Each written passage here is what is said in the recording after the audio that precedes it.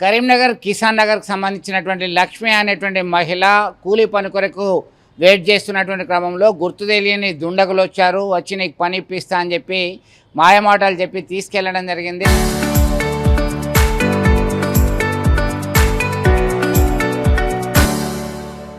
అయితే నిజమే పని దొరుకుతుంది కదా అని చెప్పి భావించినటువంటి ఆ మహిళ ఒంటిపై ఉన్నటువంటి బంగారు నగలన్నీ కూడా బెదిరించి తీసుకున్నారు. ఆ తర్వాత వ్యవసాయ బావిలో పడేసి వెళ్ళిపోయినటువంటి ఘటన కలకలం రేపుతుంది. దాదాపు 24 గంటల పాటు ఆ వ్యవసాయ బావిలోనే ఒంటరిగా బిక్కుబిక్కుమంటూ గడిపిన మహిళ పరిస్థితి చాలా ఆందోళనకరంగా ఉంది.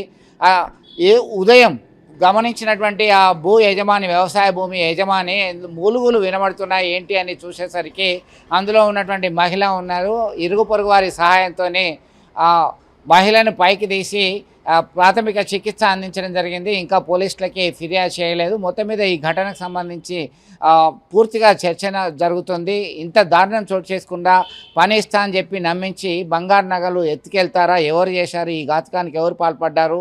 ఎవరైనా సరే కఠినంగా శిక్షించాల్సిందే అని స్థానికులు కోరుతున్నటువంటి పరిస్థితి.